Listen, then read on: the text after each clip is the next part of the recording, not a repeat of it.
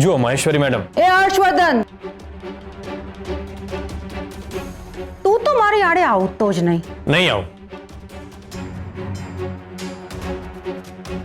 પણ મહેશ્વરી મેડમ, મને એટલું તો કહો કે તમારા હાથે એવું તો શું લાગ્યું છે કે તમે અર્જુનને ત્રીજી વાર ઇન્ટ્રોગેશન રૂમમાં લઈ જઈ રહ્યા?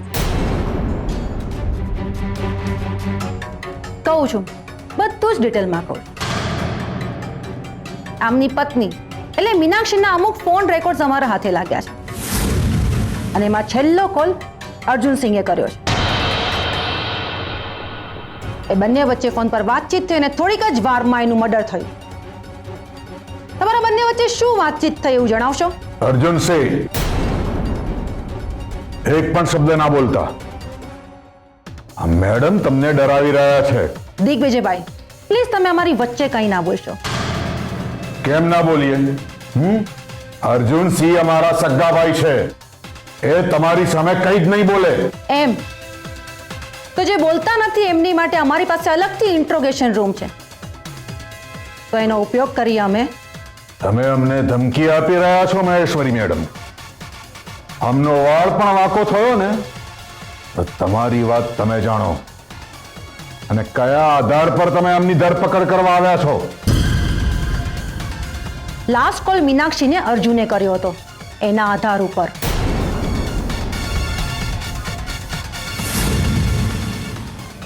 અર્જુન સિંહે મીનાક્ષીને ફોન નહોતો કર્યો? હા, કર્યો હતો.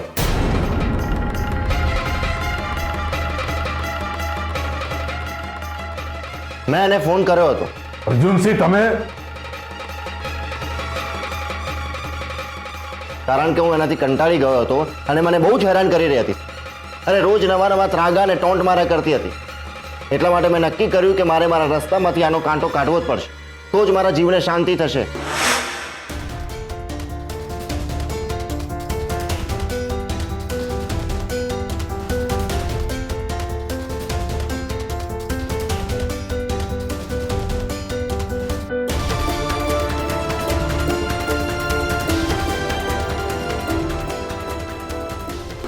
તો નસીબ સારા હતા કે એના ઘરે લોક હતું.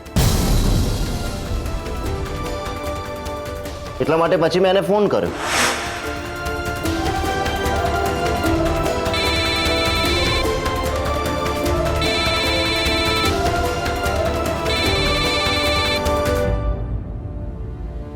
હેલો, ક્યાં છે તું?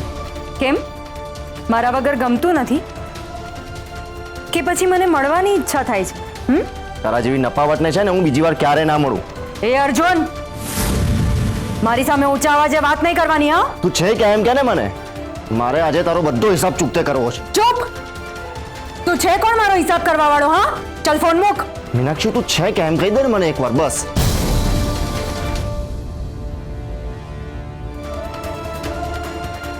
સારું થયું અને મારું બીજું ઘર છે એની ખબર નથી.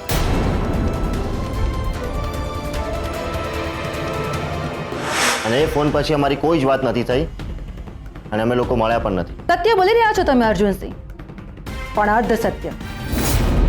અર્ધ સત્ય સાંભળી લીધું ને હવે પૂર્ણ સત્ય હું કહું છું. મીનાક્ષી તમને બધાને હેરાન કરતી હતી, રોજ તમારા બધાનું અપમાન કરતી હતી. તમારી લાગણી સાથે રમી એટલે તમને એના પર ગુસ્સો આવ્યો. આ બધાનો અંત લાવવા માટે તમે એને ફોન કર્યો. આ તમારું અર્ધ સત્ય. બાકીનું પૂર્ણ સત્ય એ છે કે એ જ સોસાયટીમાં એણે બીજું ઘર લીધું હતું અને ત્યાં તમે પહોંચી ગયા.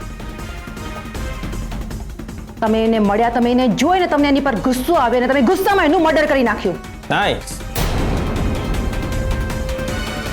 Nice, nice, very nice. Nice plot of murder mystery. Maheshwari madam, તમારે છે ને ફિલ્મોના રાઇટર હોવું જોઈતું હતું. આ ખોટા પોલીસ ડિપાર્ટમેન્ટમાં આવી ગયા. કારણ કે આ બધું છે ને જે તમારું આ શું કહ્યું પૂર્ણ સત્ય, એ બધું ફિલ્મોમાં સારું લાગે, રિયાલિટીમાં નહીં. કારણ કે રિયાલિટીમાં શું છે કે પુરાવા જોઈએ. છે તમારી પાસે કોઈ પુરાવા? એ ડિસમિસ હર્ષવર્ધનસિંહ. આમ તો હું તને કંઈ પણ કહેવા માટે બંધાયેલી નથી, પણ તારી પત્ની પોલીસ ડિપાર્ટમેન્ટમાં છે એટલે કહું છું. ગઈકાલે ગેરકાયદેસર હથિયારનો ધંધો કરનાર જોસફ નામના એક વ્યક્તિની અમે ધરપકડ કરી અને એણે કબૂલ કર્યું હતું કે અર્જુનસિંહ નામના એક વ્યક્તિએ એમની પાસેથી ધારદાર છડો ખરીદ્યો હતો